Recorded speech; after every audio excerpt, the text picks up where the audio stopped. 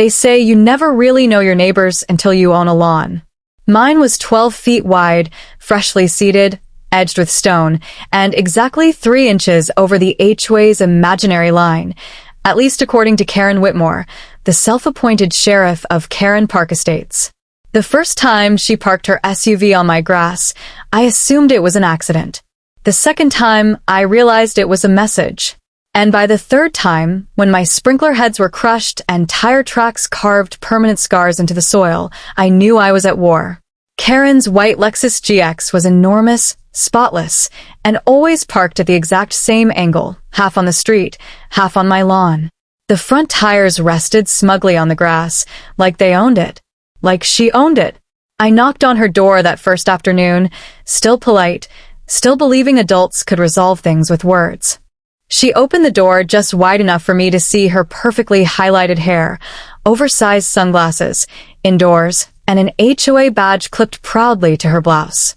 "Yes," she said, already annoyed. Ismilat. "I'm your neighbor from across the street.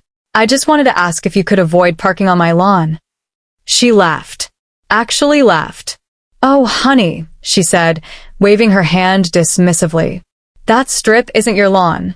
It's community property." I blinked. "It's part of my deed." "Well," she sighed, "the HOA considers it shared space. And besides, it's just grass." That was the first red flag. The second was when she leaned closer and whispered, "You don't want to start problems with the HOA." Then she shut the door in my face. Karen Whitmore wasn't just a member of the HOA. She was the HOA. President for 7 consecutive years. Treasurer before that. Architectural committee chair. Landscaping supervisor. Parking enforcement. Newsletter editor. Social media moderator. If the HOA were a kingdom, Karen would have been crowned at birth. Everyone knew her. Everyone avoided her. She fined people for trash cans being visible for more than 12 minutes. She measured grass height with a ruler. She once issued a violation because someone's Christmas lights were emotionally aggressive. And now, apparently, she had decided my lawn was her personal parking pad. I emailed the HOA that night. Attached photos. Attached my deed. Attached a polite explanation. The response came from Karen herself. "Thank you for your concern. After review, the board has determined no violation has occurred. Please refrain from hostile communication." Hostile. From that point on, the Lexus appeared like clockwork. Rain or shine. Neighbors noticed. A few shook their heads. One older guy down the block whispered, "Don't poke the bear." But here's the thing about bears. Sometimes they park on your lawn every day and dare you to do something about it. I tried everything the reasonable way. I put up a small decorative rock border. She drove over it. I placed reflective markers. She snapped them off. I installed a "Please keep off the grass" sign. It vanished overnight. I even tried parking my car there once. She had it ticketed within an hour. That's when I realized this wasn't about parking. The final straw came on a Thursday. I came home from work and saw mud smeared across my front yard like a battlefield. One sprinkler head was bent sideways, spewing water into the street. The grass I'd spent months nurturing was dead under tire ruts. And the Lexus? Gone. She had parked, destroyed my lawn, and driven away like nothing happened. I stood there, staring at the damage, and something inside me snapped. I wasn't angry anymore. That weekend, I helped my friend Marcus with a landscaping job.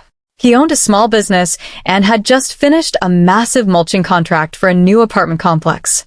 "What do you do with leftover mulch?" I asked casually. Marcus shrugged. "Usually dump it." "Why?" "How much would 3 tons cost?" He raised an eyebrow. "What are you planning?" I smiled. "A gardening project." He laughed. "Man, whatever HOA which you're dealing with, I don't want to know." 3 tons. Dark brown. Fresh. Loose. Delivered Monday morning. Karen parked like usual. Same angle. Same arrogance. I waited. Probably off to terrorize someone else's mailbox placement. That's when Marcus pulled up with the truck. "You sure about this?" he asked. "Absolutely." We worked fast. We didn't touch the street. We didn't touch her driveway. We didn't touch anything that wasn't already on my property. We piled mulch around the Lexus tires. Then higher. Then higher. Wheel wells disappeared. Doors became walls. By the time we were done, the SUV sat in a perfect, legal, HOA-approved mulch mountain. 3 tons. Neatly shaped. Professionally done. It looked intentional. Decorative. Almost elegant. I added one final touch.